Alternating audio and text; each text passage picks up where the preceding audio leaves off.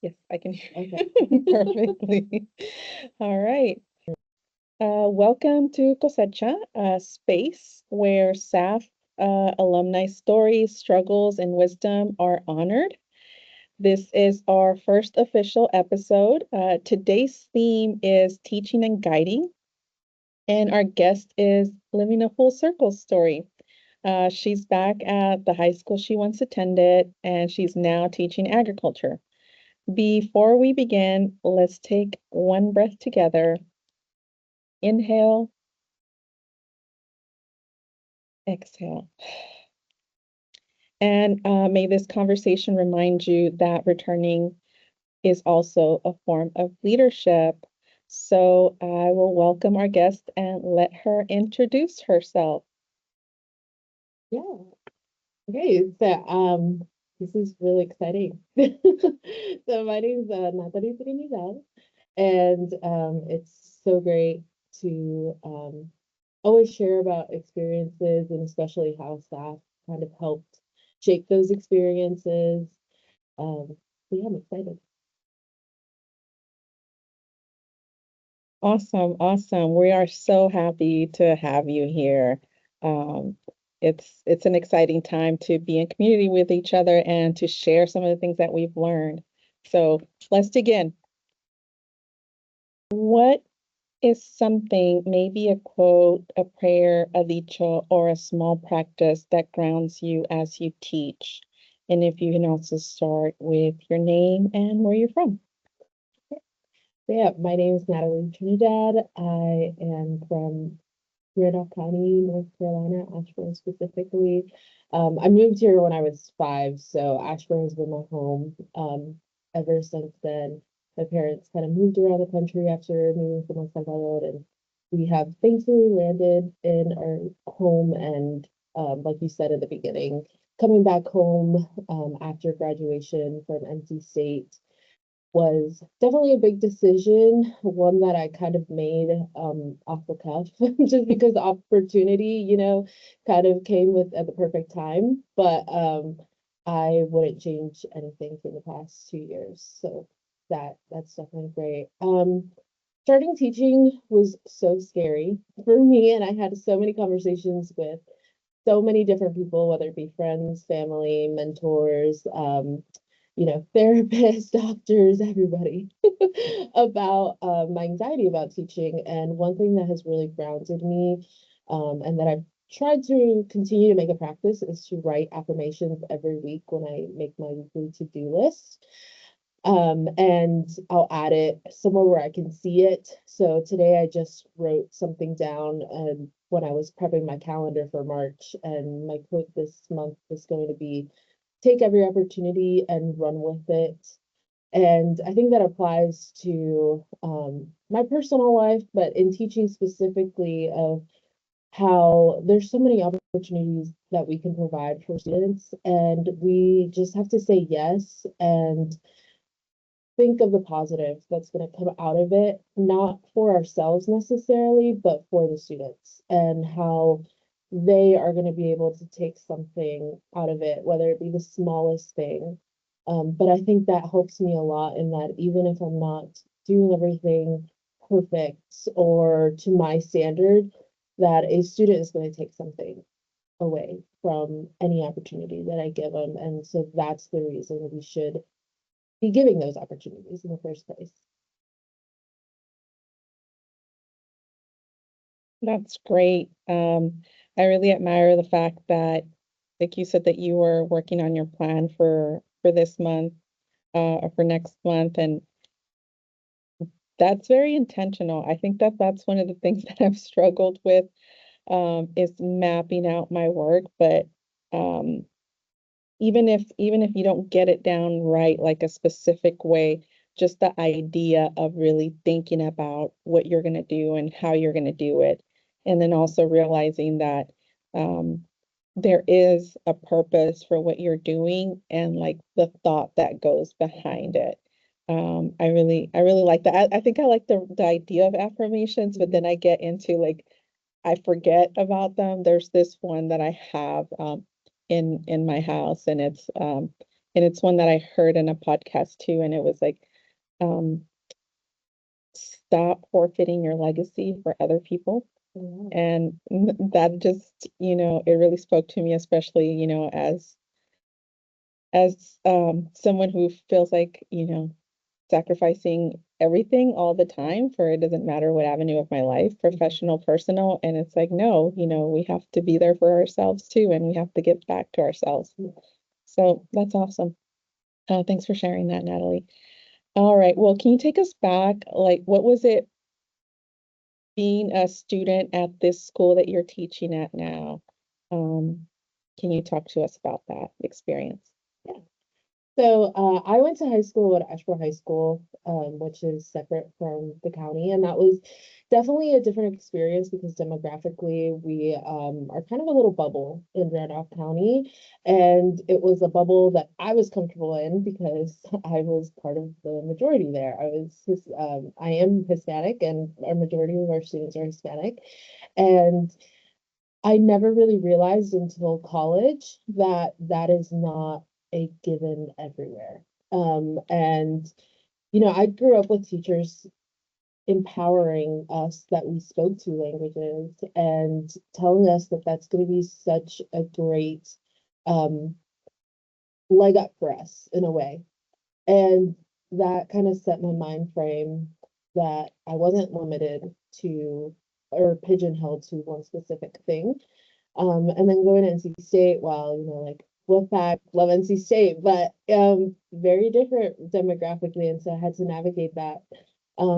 But I really loved my time as a student, and like I said, now coming back as a teacher, I want for my students to be empowered in that same way. Our community, our Latina community in Asheville is always growing, and I want to provide those opportunities and let those students know that no matter where you go, even if it's not going to be the same as here in Asheboro, you're going to leave your bubble, but that's a good thing. And that way you can take what you've learned here and teach other people, hopefully, and kind of you know, spread the love for our culture and our community that hopefully we have given space to grow in school because that's where you spend a majority of your time.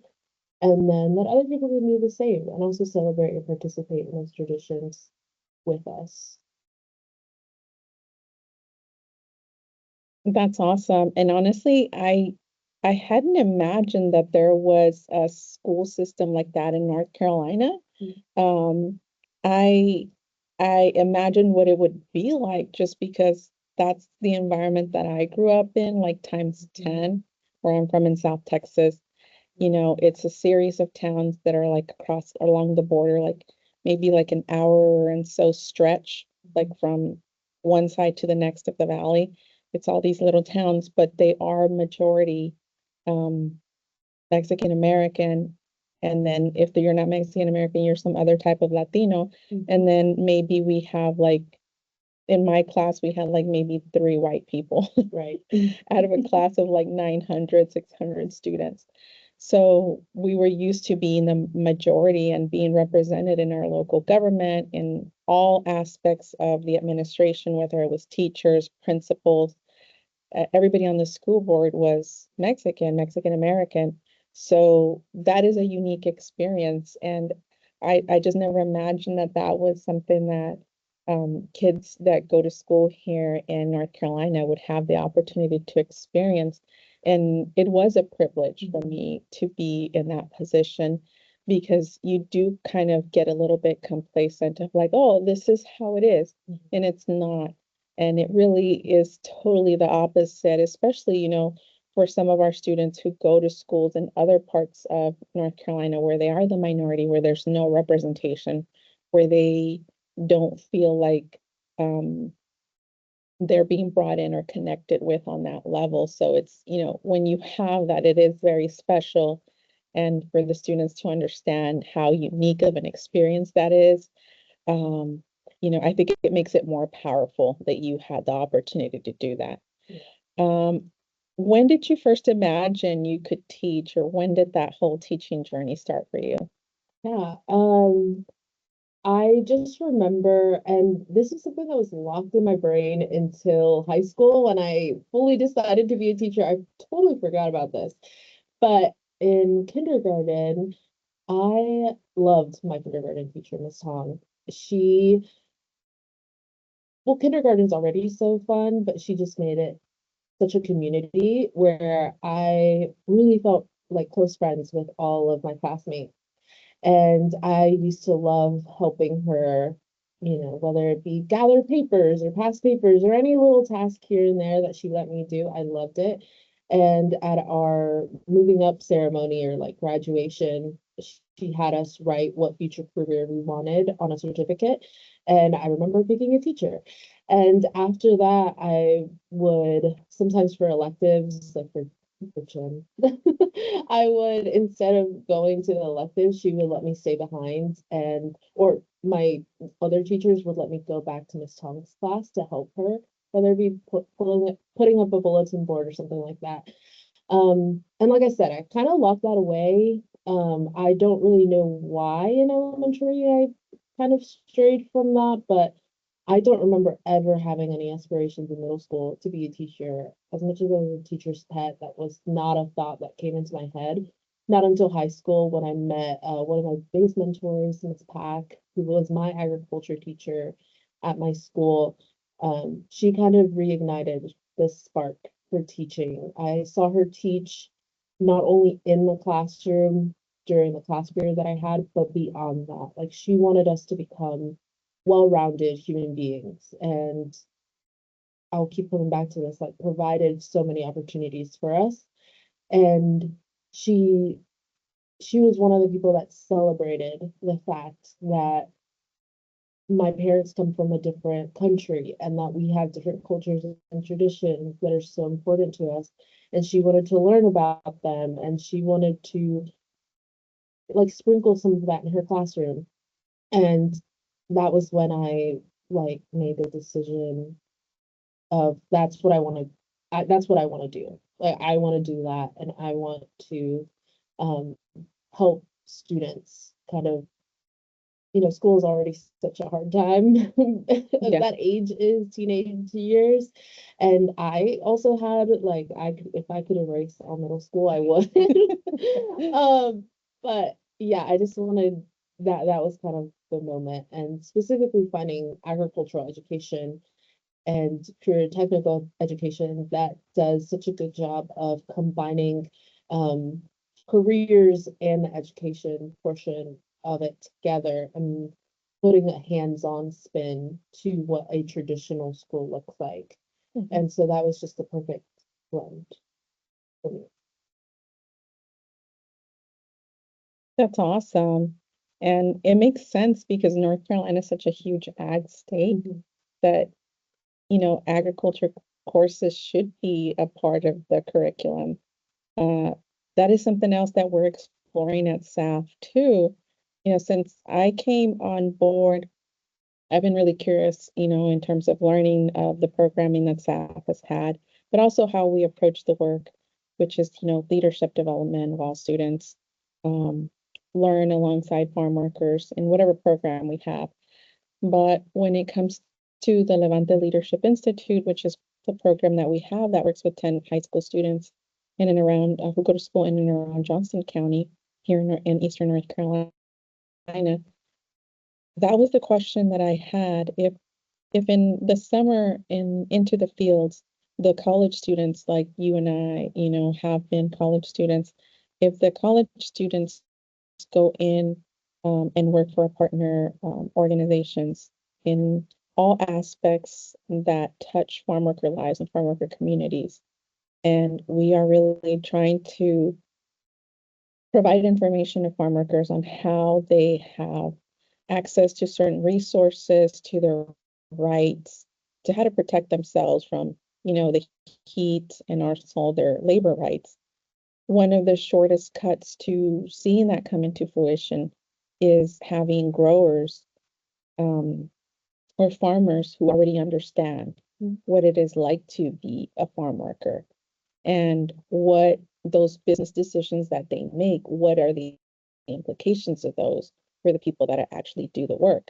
And the easiest jump would be for someone who actually did the work as a farm worker to be a grower. And there is a huge need for people to take up that mantle to become growers nowadays. And that is one of the avenues that I'm exploring to provide for, we're exploring to provide for students at SAF, is a return to agriculture, but from a position of power. I mean, even when you're a farm worker, you definitely have a lot of power. It may feel like you don't a lot of the times, but we do. You know, we have a choice ultimately, whether we're going to stand up for our rights or not, whether we're going to take a pay cut or not, you know, whether it's the best option that's on the other side, it is still options that we have, you know. So I don't want to take away the agency that farm workers have and that farm workers like my parents had, but to be in a position to be able to impact others, farm workers' ability to do the work safely and with dignity and with a living wage. It would just be easiest to have these students that come from these backgrounds take on this challenge and do it in a way that is humane and that could possibly turn this business model that's very destructive to the people that actually do the work into something that isn't destructive, that that can help, you know, all parties involved grow, not just, you know, one.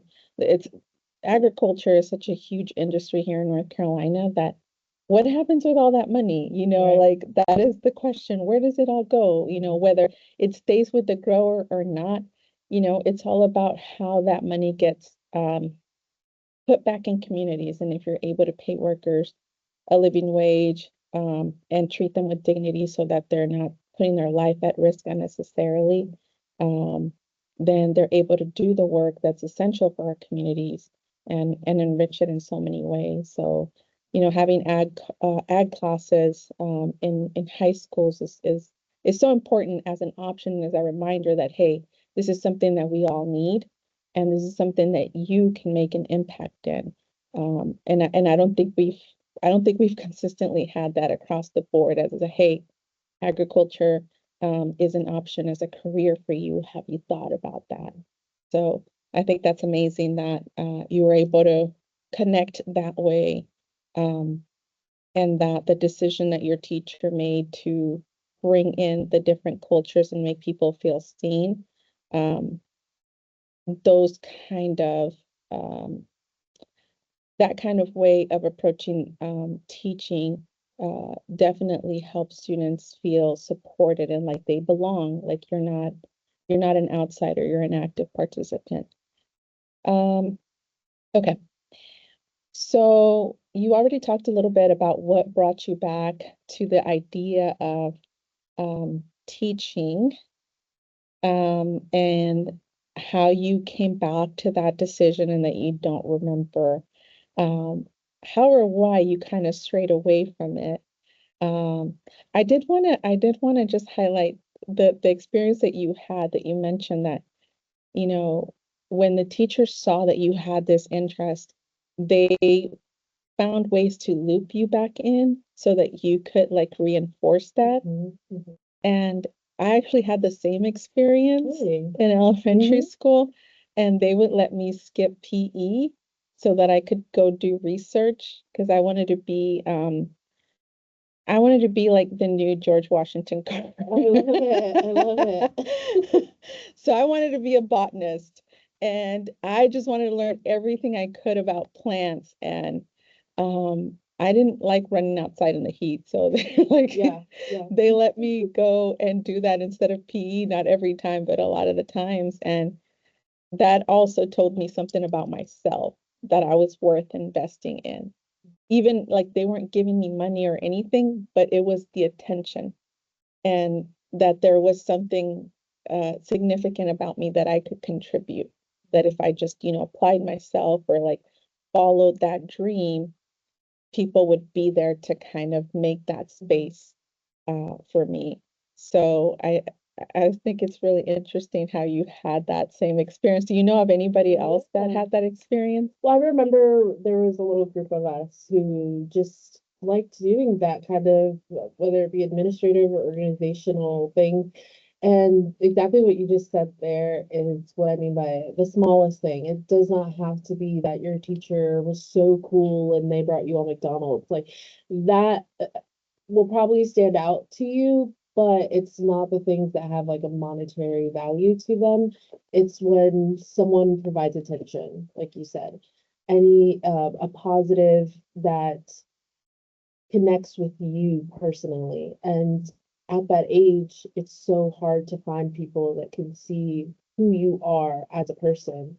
And so, as part of our jobs as teachers or educators or anybody who like curates things for students, is exactly that, like curating things that will fit whatever whether it be their background or like their interest moving forward, or maybe the smallest thing that they mentioned with you during lunch.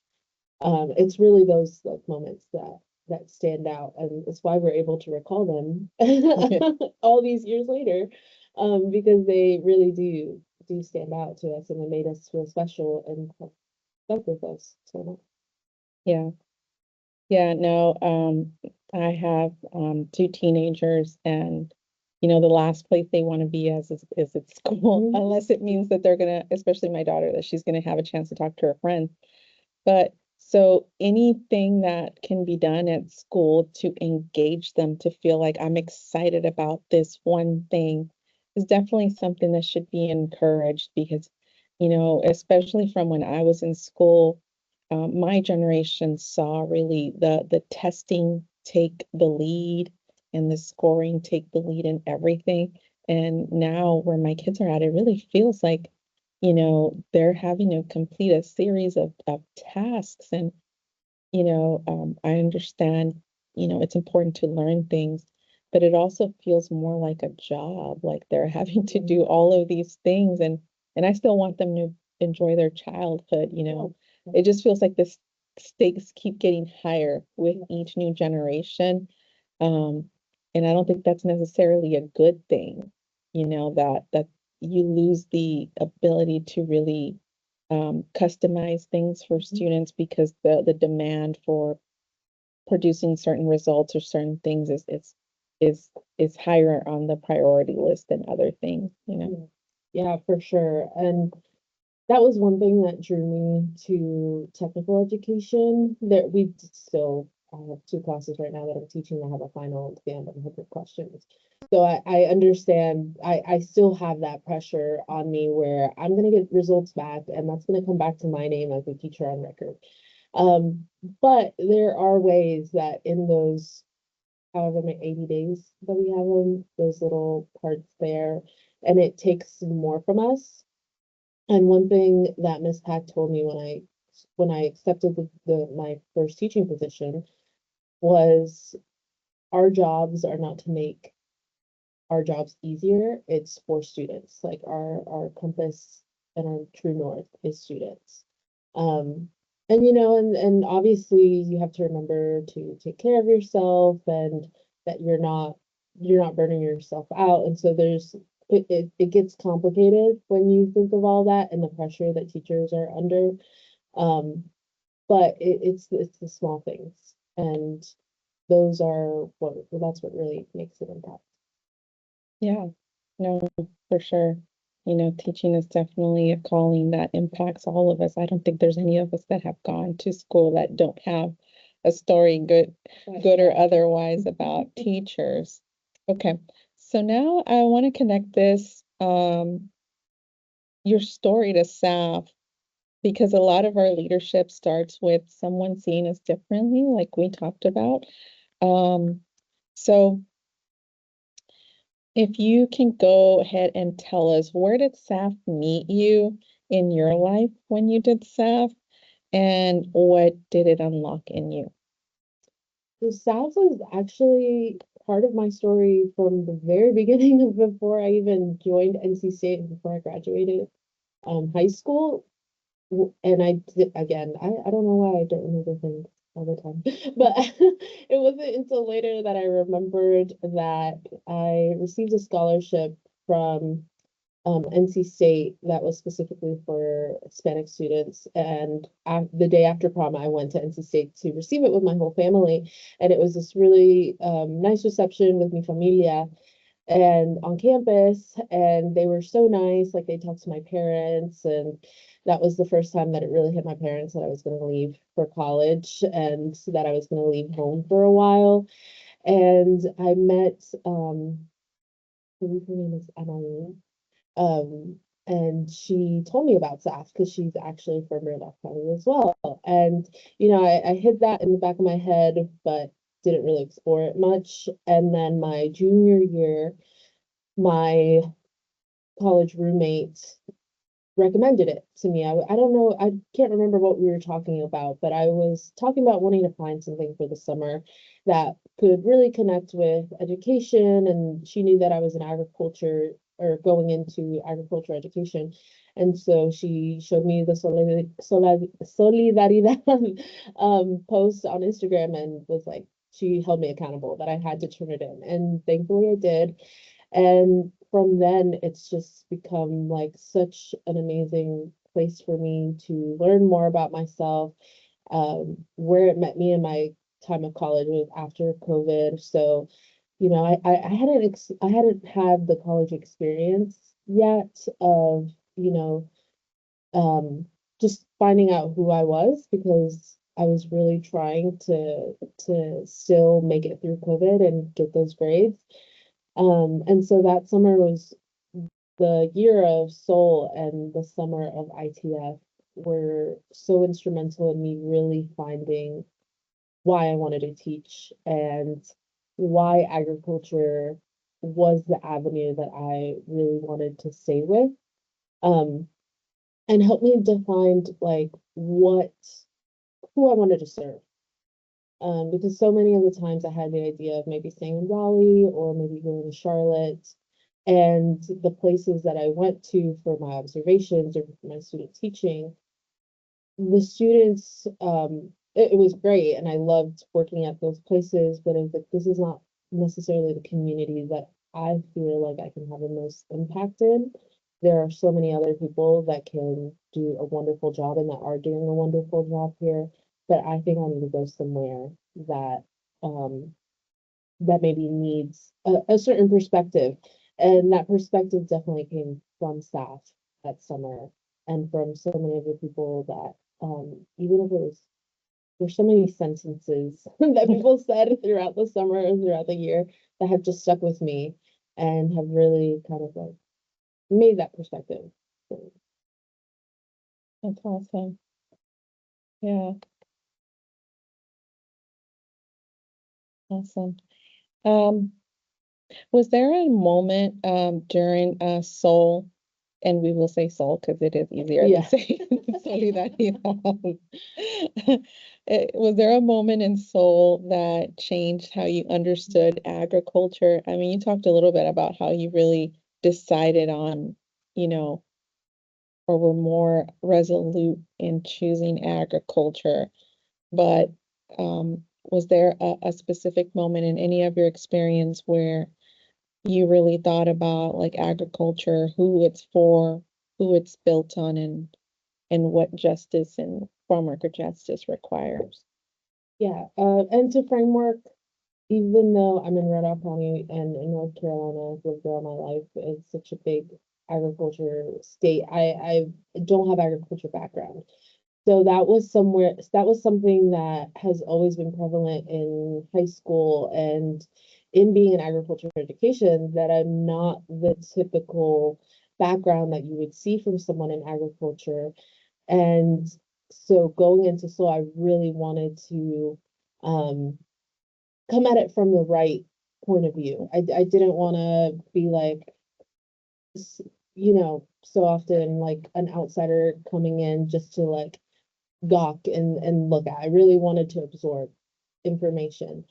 And during, well, it kind of starts in middle school. an English teacher. I believe they were doing some readings of is it Josh or John? John Steinbeck. Yeah. The groups of rap. And they actually invited Sherry Berry to come after we, in seventh grade, students did some readings about the injustices farm Mhm. workers face in our state. And again, because of our population, even though our parents have not done farm work here in Asheboro, but they did in their home countries, that really resonated with us. And so it wasn't my class, but we had a whole assembly with the seventh grade of where Sherry Berry came, and they prepared some really tough questions and she couldn't answer them. And I remembered that going into Seoul. And then Joanna Wellborn, who's my direct contact for the Seoul internship, it was later on in the internship, she said, and I don't know what prompted it, but she said, you know, our goal here is not to abolish like farm work. Like that is not at all, because obviously we can't. That's not something that's doable when we know we need food, we know we need clothes, and we need all the resources. Our goal here is for farm workers to be able to enjoy the work that they're doing because they do love the land and they love this work and like what it means, but the conditions that it's in right now are just not where they should be. And it's not humane or ethical, and um we want it to really go back to the roots Mhm. of what farm work is and the love that, you know, our grandparents had for it, and that we saw them really take care of their lands. And so we wanted that to be here as well. And so that was the perfect way to encapsulate soul and then go into ITF and go do outreach and talk to farm workers and remind myself that this is more than, I mean, for some people, yes, it's a job, but this is also like the roots of what we were growing, or what our parents or what they have grown up with is their land and their tierra. And there's all these jokes that we make about terrenos and all that stuff because it is so important to us. Mhm. And so we have to remember that, like, we're not trying, there's no one, it's not like a saving act. It's about reclaiming that power, like you said. And I think that was like a really good turning point, a shift in perspective.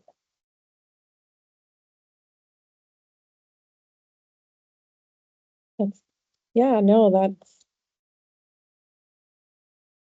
that's what it really comes down to, is for people to have the self-determination to, if you have the self-determination to say, you know, I'm going to do this job and not this job. If people have inherently that right to determine what they want to do with their lives and how they want to live them, then they should be able to negotiate the terms of that employment. And, you know, farm work is still excluded from basic labor laws. They are not included in overtime pay.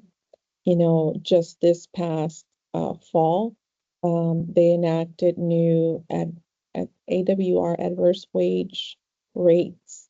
I think that's what it stands for. And usually it's the wage adjustments from the Department of Labor. And this last round, the changes are now, they created two tiers of workers. Level one is supposed to be entry level farm workers who maybe don't have a lot of experience, maybe with that particular crop or whatever they're working on, but they just need a little bit of training to, you know, be able to manage the work. And then level two is more seasoned farm workers. And level two, the pay is supposed to be 16 something an hour. And then for level one, I think it's like 12 or 14. If people Google it, you can find it now. The important thing about that change is that those levels didn't exist like that before, but now they're allowing growers to charge farm workers for rent. And these are for H-2A workers, which are visa holding farm workers. And part of the plan for that program, H-2A, which is a federal program, was that they were supposed to provide housing because they don't live here. That's why they're here on a temporary visa. And now they are allowing growers to charge farm workers for these living conditions, which leave, like, at best, so much to be desired. There's still housing for farm workers that have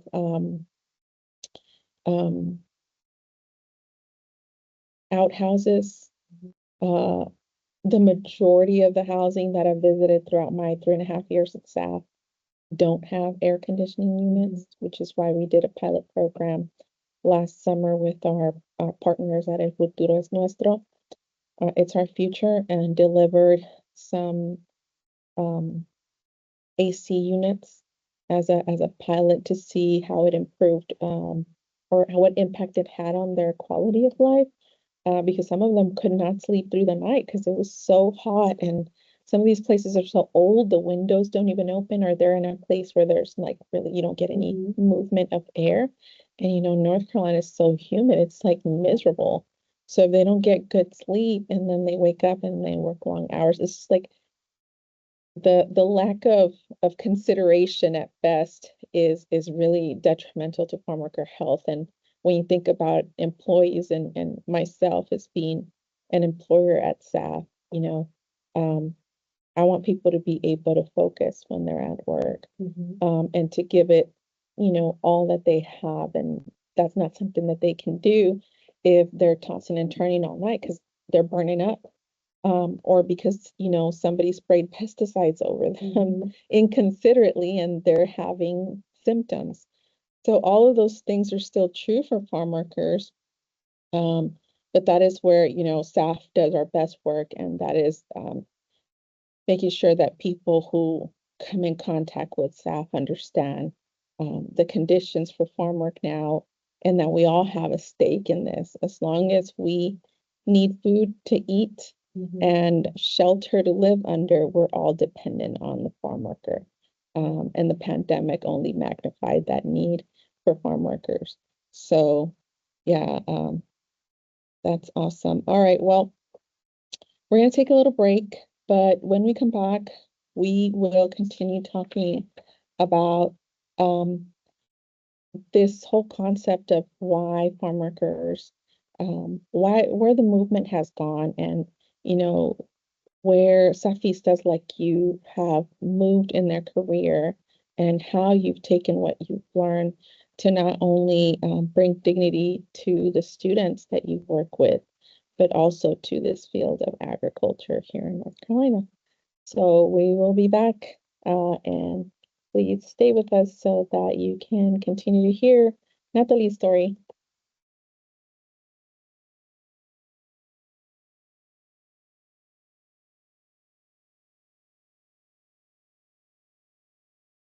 Let's jump right in. Okay, Nathaly, what does it mean to you to teach in agriculture in a way that honors students from farm worker families without putting them on the spot or turning their lives into a lesson plan? That is a hard one, especially now in the age of social media, and you always think you're being recorded, and just the natural state of what it's always been in high schoolers being mean sometimes.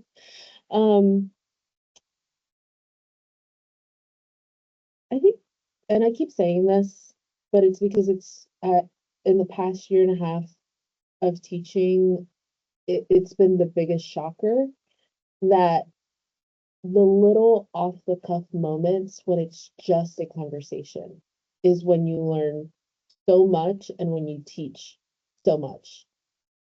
You could have the most beautiful lesson plan that you've planned and you've perfected, And then you get asked a question that really stops you in your tracks, and you're like, I did not prepare for this.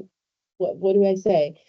And I think when you take the opportunity to stop and just speak freely in a way that is um and part of it is too because I'm almost at their age. I'm not so far removed from when they were, that we can speak almost to the same language, but that's what really sticks with them. And you'll notice that after that, once you give them a honest conversation where you're being yourself and you're listening to them, is when like they begin to connect with you. And it's kind of a beautiful, weird thing. Where sometimes you get certain students who are like, I wish I didn't connect with you because now you can't stop talking to me. But it's still, even then, when you give them flack for it, it's still like they're like, I know I bug you, but and I'm like, I love you so. Like, it's okay. I'm all ears for anything you have to say. So, and specifically with farm working, it's looking at the beauty of it and like the stories behind it. That's one thing like in our community that is so beautiful. And I think for really any culture is the how we can look back at something with such fondness and for appreciation, whether we felt that at the time or not. I think of my parents, last year, we went to Sabala for the first time. I went to Sabala for the first time, and it was my parents' first time returning in 30 years. Wow. And that was part of the reason why I never wanted to go back without them, because I wanted to see that like firsthand experience of what it was like for them. And and my parents, my dad especially loves to talk. Anybody that knows him knows this. But I have never seen such like tenderness and like beautiful storytelling of just like sitting outside in the I'm forgetting what it's called, but at my grandma's house, like at my grandma's house, just outside or sitting at the macas that we have, like that is something what makes our connection to our land and to our food so important, and being able to connect with that with students. And they don't always tell that to my face. I've had like they were saying like, did you know that Miss Trinidad's from Colorado? Do you know that she speaks Spanish? And that is what really makes me, really prideful. And I think approaching, and it's hard, again, it's hard because not everyone obviously has the same stories, but that's where we need to lean on other people that have those different backgrounds from us. And just like, I'm growing up, I was expected to hear all sorts of stories about the South and about the United States. And that same respect should be given back to people who are not from the United States and are from other parts of America. And that will relieve a lot of pressure from us. And I think, again, it helps students reclaim that sense of like love for their communities and for their stories that they've grown up listening to, and really not push away their background of like, my parents did farm work, so I don't want to do that because I hear what people say about it. And I just think that's not a job for me. Like, I need to go to college and do this. But maybe you do love it. And if you could just experience it, it could like reconnect with that. And you'll learn that you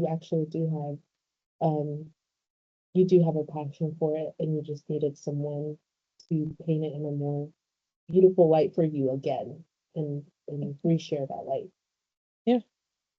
Yeah, no, that's powerful to be able to look at an experience that that for people it is very painful. As beautiful as it is, you know, there are some reasons why people either stop working in agriculture, um, or felt like that was the only job that they were able to do and, have a family or whatever it is that they were trying to achieve.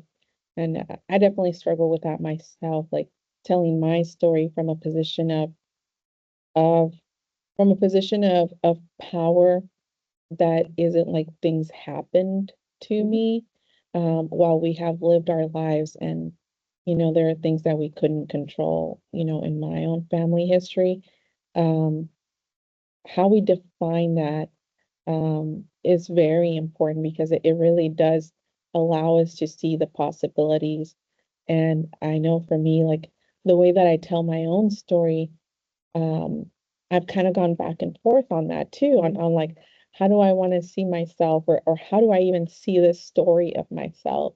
And if I see myself as, well, I've overcome this and I've overcome that, and it just in my mind, I just get a mental picture of somebody like, you know, whatever that Olympic or whatever game is where it's like track and they have to like jump these hurdles. Oh my God, Yeah, like you're just jumping over hurdles and like you keep going and then you get into that toxic cycle of feeling like you have to always keep forward motion or you're not, or you're not allowed to take up space, Yeah. which is, very detrimental for all of us. And um, rest is super important to be able to have the impact that we want to have, but also because we deserve to rest Mhm. and to reset, which is that thing that you said in the very beginning about taking care of ourselves is so important.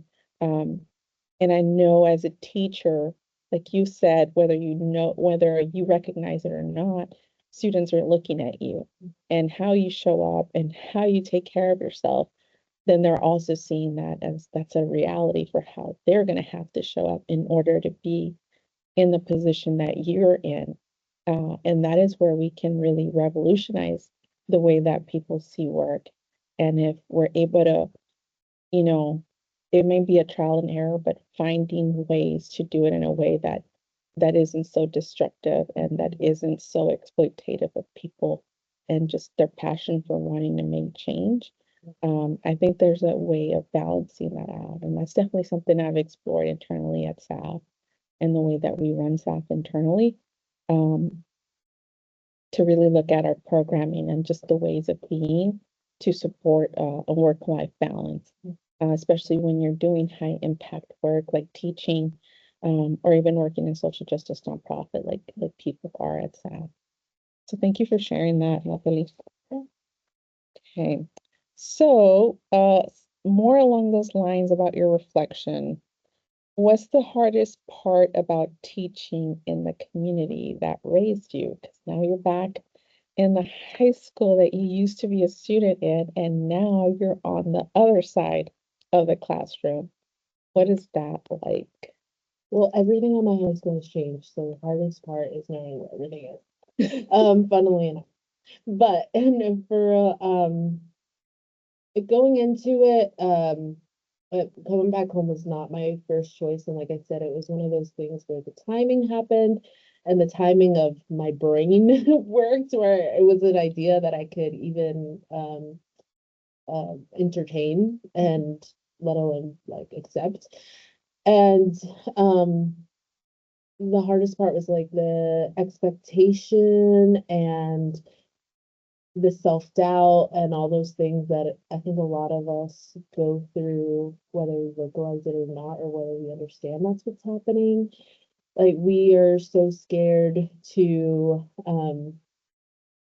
do something differently than what has worked in the past. And my agriculture teacher is still in the school district, even though she's not the ag teacher anymore, but knowing that she was going to be a colleague of mine now, and that this and sometimes it almost feels narcissistic because you're like, not everyone's, looking at what you're doing. But it is this idea, like if I mess up, like it's almost tenfold now because people know who I am. I can't just run away, and so that's been the biggest thing.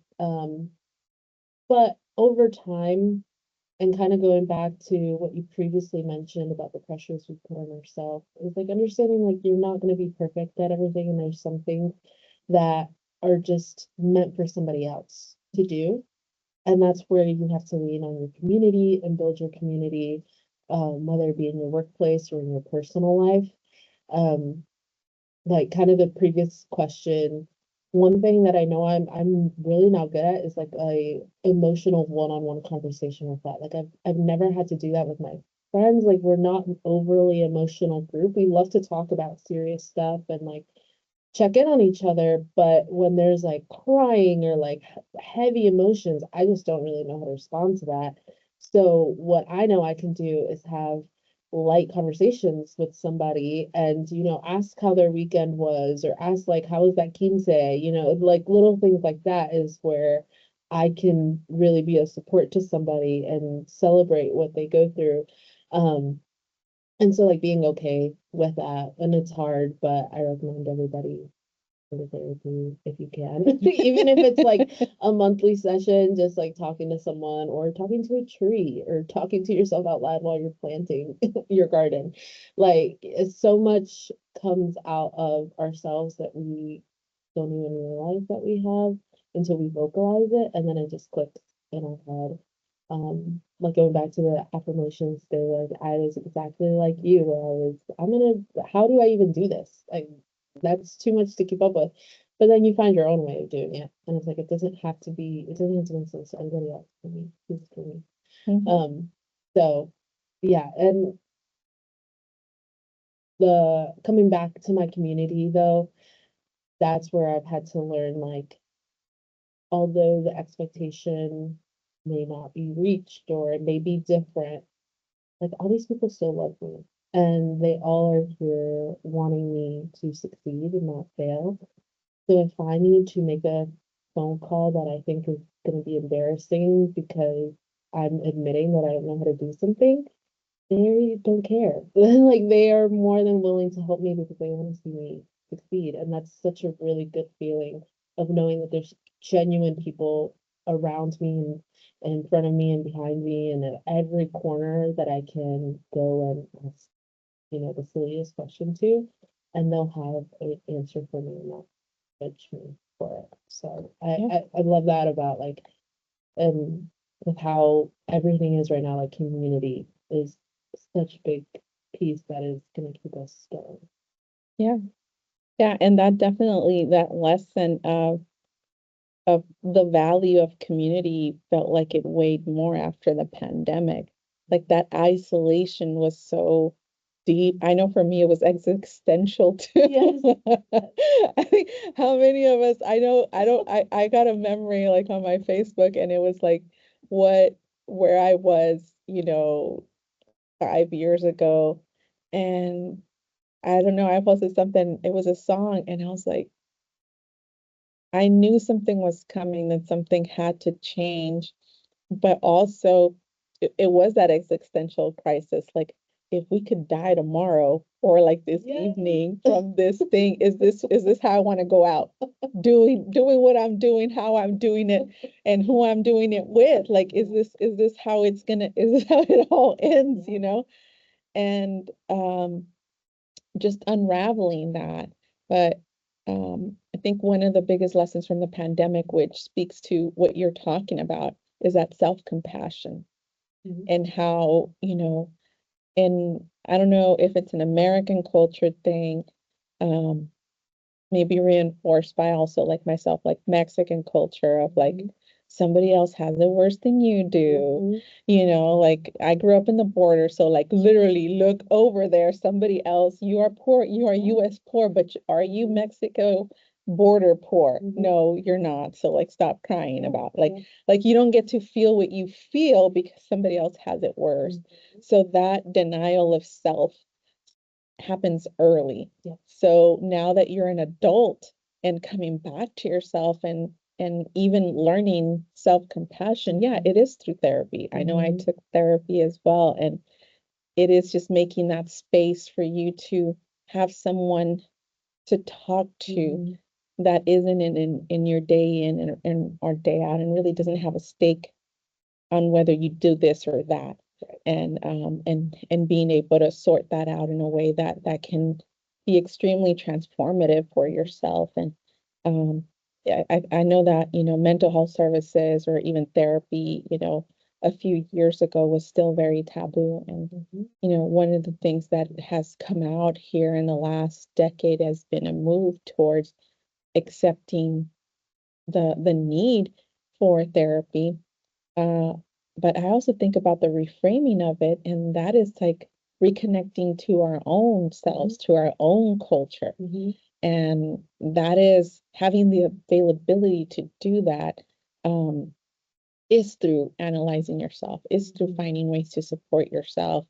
And one of the biggest things that I've been a proponent of since I've been at SAF, because I felt the same pressures you did, being a SAF alumna and then coming into this role with, you know, um, zero executive director experience, a lot of other experience, but not been the director of this particular organization in this particular time. It is scary to feel like you're letting people down. But one of the things that I've encouraged staff to do internally, because I tell myself the same thing, is that, unless we try things, then we don't know if they're going to work. And it doesn't make us bad people if that didn't succeed. It just means that we were bold enough to try something. And if it didn't work, then we'll move in a different direction. But it was a learning experience. And when you look at things from a gentler perspective, and people see that that's how you carry yourself, then it also gives them permission to be able to see that that's not the end of it all. And that when you look at yourself in the mirror, that's one of my biggest um, examples that I give people. When I look at myself, I don't see a pile of mistakes. I don't do that because I have more compassion for myself that, I did the best that I could at the time with the resources that I had. And now I know enough to do better, to try and do better, especially in the times that we're in where it feels like our communities are being targeted more and more. And it's really hard to escape the the grief, the grief and this like emotional vice that feels like it's getting tighter. That is the more reason to give ourselves the opportunity to feel joy when it's there. Like we shouldn't have to feel like we can't be joyful, even though we know somebody's in a detention center that's a loved one. We can do both, because us being there for someone, they need us to be surviving over here on this sense. So it's not an either or. And I think that's where SAF lives in that spirit, and all the work that we do is in knowing that the work that we have in front of us is hard, but we celebrate our achievements or even just being as much as we can, because we know that those moments and those moments of connection are what is going to carry us through. Yeah, and I'll just add, in my time in SAF, like I think that was one of the biggest takeaways as well, is how SAF applies that not only to the interns and to the staff, but also like how programming can help bring that back to farm workers and help them feel that joy, even though there may be things going back home that they don't have to reach for, or whatever their situation might be in that current moment, but that there can be joy throughout your day, 24 hours in a day, and not all of it is we don't have to be stuck in that mindset all 24 hours. So exactly what you just said there is one of the biggest frameworks that I feel like I've learned from SAF that has carried over to teaching. That's awesome, because yeah, you're right. Farm workers, I think especially when we do theater or documentary, it is the most hilarious times. And they come in from having worked all day long, they still have their work clothes on, but they'll jump into theater. They'll jump into theater. I know we did this documentary this past summer where they rewrote a song, like the lyrics to Vicente Fernandez acá entre nos. Okay. And it was so funny. Like we wrote we rewrote two verses or something like that. And we like sang it together because I was part of that this one group of with farm workers. And it was kind of hard to like not laugh. Yeah. And also at the fact that none of us are singers and we're singing there and we're all being vulnerable We're and being trying. recorded, Yeah. like you said about this fear of being recorded. And, those are memories that you won't forget. Like that day could have been so hard for them. And something so silly like that was a moment of connection for them in a space and time where they feel like they're so isolated, and they really are physically isolated from the rest of the population and so far from their families. So it really is a lesson in like human connection and how easy it is to do. And because it's so easy, really it's a choice when we choose to engage or not to engage people. So yeah. All right, Nathaly, we're almost at the end here, and it's been wonderful to talk with you and learn from you and where you are now as a Safista. If you could change three things about how schools approach ed agriculture education, especially in rural communities, what would they be? Yeah. Ever since being a student and going through a formal agriculture education program, which I absolutely loved, um, the biggest thing that I would want changed curriculum wise, which is what we focus on, is the erasure of slavery and the erasure of like what I would consider modern day slavery of farm work, farm worker conditions in certain parts of this country. And it's not mentioned at all, even though agriculture has built this country to what it is. Um, but who were the people in those fields? And that's something we don't talk about. I do appreciate that in our curriculum, we talk about um, Black innovators that helped form a lot of the ideas within agriculture that have been so influential to what the modern day industry is. But that erasure of um, who actually was in those fields is just such a big part of the history behind it, because we do talk about history in our curriculums, while everything has is focusing now on how sustainability and the science and how the careers moving forward. It's still super important to talk about um, why culturally some of these practices how where they started and how they still continue. And it's sort of right now it's a teacher's choice kind of, and it gets hard because we don't have time. If we have a exam, I have to get through all of this, whereas if it were in the curriculum, it would be a part of something that I had to spend time on. And so not and it's something that I think a lot of, unfortunately, a lot of agriculture teachers themselves need to learn about and like really internalize and feel or like at least empathize with um what the beginning of agriculture in the United States looks like. Um because we do focus on American agriculture or United States agriculture. So that would be the biggest thing I would change. And I in the last 10 years, there's been a lot of like softening up to the idea of these sort of what people might consider like new age frameworks of teaching, even though it's not. Like it's our history. Yeah. It's our history, sorry, like it is.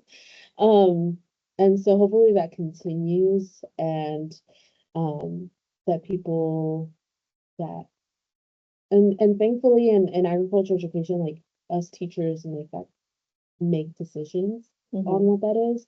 So I hope to one day really put that as a forefront in having it written and like have intentional research with groups in the state that can keep all this in mind. Mhm. Like writing down the history and facts, but also remembering the humanity, just like we give the benefit of the doubt to a lot of other people in agriculture that Mhm. are in our curriculum, giving that same grace to other communities. Yeah, no, that is super important. I think for anybody that um isn't familiar with North Carolina curriculums or even the own curriculums in your local school districts and what's included or not, to hear that um, the the slavery part of agricultural history is being left out is kind of like, you know, leaving out I don't know, monetary policy or some basic things that people feel like they can't question, the value of the dollar and how you Yeah. determine wages when really, you're right about it being so essential to how people see agriculture, because right now in talking about these changes to the salaries to these H-2A workers, North Carolina is the state in the United States that has the most H-2A workers. Mhm. So why was there an explosion of H-2A workers in North Carolina? That's because farm worker families like mine, we didn't migrate to North Carolina, Mhm. but we migrated to the state of Washington, but they stopped coming. Mhm. I know one of my best friends in high school, her family actually used to come from South Texas to North Carolina to work here. Um, and they stopped coming because those kids went to college. Mhm. And they were trying to end that cycle of returning to agriculture. And even now, there's been articles. I think there was an article which I quote in the last e-newsletter that we sent out last week. That it was during the pandemic, and it was something about the growers in the United States were in desperate need for agricultural workers, and this is like 4 or 5 years ago. And now they're like, oh, there's a different article that I quote also that's like, now, growers will get some relief because they'll get to charge farm workers, H-2A farm workers for housing, which is so expensive. And that will save like, um, I want to recall, I think it was like $2.4 billion for growers, these Mhm. changes in these salaries. So if the drive is to bring salaries down, how low are you willing to Mhm. go? Because if you're trying to go as low as possible, what do you call that? Yeah.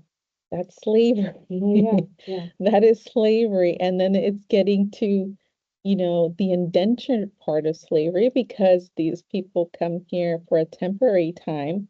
And now you're saying, I think one of the arguments that was made by one of the pro grower groups that printed some kind of a summary of the changes, they were saying that um, the H-2A workers should pay for their housing because there's other people that do it locally that they have to pay for their own housing. And it was like, wait a minute, wasn't your argument that you couldn't find local workers Yeah. to do this work? Yeah. And now your argument for charging them for rent is that people live here locally and do the work? Like, Yeah. which one is it? No, the gold standard, I guess, for reaping the most profit from the labor of agricultural workers in the United States remains, slavery. And Mhm. it's like anytime there's a regression in worker rights, it's like it's wanting to pull workers back in that direction. Um, and once again, we're the United States in a position where we're importing once again Mhm. a group of people to exploit. So yeah, that history is very important, and it's interesting that it is optional. And it makes sense that people would kind of shy away from covering it, maybe even if they did have time, if they don't even feel comfortable with talking about the history itself. Maybe that could be a call to action for anyone that's a SAFista, even our partners, even ourselves, for what we can contribute when it comes to that, to making people to maybe offering something that would help people feel more comfortable and understanding it. You know, as hard as that reality was, it's the truth. It's part of our history, and it's impacting current conditions now. Yeah. And to leave that out is at best a disservice, um, to the youth now and to future generations who ever want to engage in agriculture. People should know what they're stepping into. So thank you for sharing that. If you could speak to a current SAF intern, and this is our final question as we wrap up our interview. If you could speak to a current SAF intern, Nathaly, or a young alum who wants to teach or mentor, what do you want them to know? Funny because it's something that I even tell high schoolers, but I think it applies to really anybody, but especially if you're going into an education route. Um, you have to unburden yourself from the chains of embarrassment. Like once you don't feel embarrassed about things, or obviously you always will, but like major things, you become so much more free and not really caring of how things are received from whether it be people younger than you or people that you think have way more experience than you or are older than you. Like that um self-confidence of it's not embarrassing because I'm being myself is really freeing, and it's hard to do, and something that I'm still like learning. But especially if you're, we all will get older and students will get younger than Yeah. our age. So you just have to be okay with saying things that maybe to them don't make sense in the moment, or that can be embarrassing or cringy, but one day it'll stick with them and they'll hopefully like get something out of it, whether it be the smallest thing. So don't doubt yourself and that you're embarrassing. You're just being yourself. And to somebody, that's great and that's not embarrassing. And once you leave with that, it can open a lot of doors. That's awesome. That's that's great advice to close out, because it definitely reminds me of, the way that we do our work at SAF is based on popular education. And that's on the idea that we're all subject matter experts of our own experience. So if you look at yourself coming from an advantage point like that, instead of a deficit, what you don't have, it's it's not being delusionally like positive, it's just being real. Like we all bring something to the table, and appreciating that and valuing that. If you can value it in yourself, you can value it in other people. And if you don't value it in yourself, then it's harder for you to see those things in other people as well. So it behooves you and everyone to be kinder to yourself that way, and to give yourself credit for, or even if you might not know anything about the subject, it's just being curious and open enough. That goes a long way. So that's great advice, Nathaly. So I want to thank Nathaly for being here today. Nathaly has contributed to SAF's work time and time again. I know you've helped with interviews in the past for Into the Fields interns, and right now we're wrapping that up for the new cohort that's going to be joining us this summer. And Nathaly's also on our board of directors, and our board of directors is majority composed of SAFistas, um, as well as our small group of 7 right now, which we're filling a vacancy, so we'll be back at 8. Out of the 7 of us, 6 of us are SAFistas as well. So we know that, representation of people who have been impacted by the work is what keeps us um, true to the mission and the vision of what it means to be a Safista, and and making sure that we're staying in line with the kind of impact that we want to make in the farm worker justice movement. So thank you so much, Nathaly, for spending your time after work coming immediately from school over I here. wanted to mention that before we end. Thank you. And Sylvia did not tell me this is going to be on camera. So it is Monday, and we're also doing a spirit week at school. So I have my big chunky sweater, no makeup. But that's great. Again, not embarrassed because this is what I look like all day. But yeah, thank you for having me, and always for I feel like everyone at SAF. I love that SAF is so personable with all their Safistas, and that they never forget a face and will always keep us in the loop of things. And that really means a lot to, again, have that community. And I know a lot of other Safistas feel that way. So thank you for having me today. Yeah. No, it's been a pleasure to have you, Nathaly. And if we all had your skin, I don't think anybody would mind showing up like that, for real. But yeah, everyone who's listening, please keep an eye out in your email. If you have not received the SAF Alumni newsletter from the ground up, we just sent out our first issue at the end of last month, and we will be sending out our second issue at the end of this week. If you have not received it, please send an email to, I'm going to make this one easier. Comms, C as in cat, O, M as in Michael, M as in Michael, S as in Sarah at saf-unite.org. Send an email to comms@saf-unite.org, and give us your new email address so that we can add you to the email list. We share job opportunities. We share each episode of this Cosecha podcast there. We also share different opportunities for Safistas, like submitting proposals for the Farm Worker Institute that's happening next month. We're also in search for a Safista to accompany me next month to the camp conference in Colorado. That is the College Assistant Migrant Program, the HEP Camp Conference. And as y'all know, that is one of the programs that has been defunded, but there are still a lot of programs that are active throughout the United States.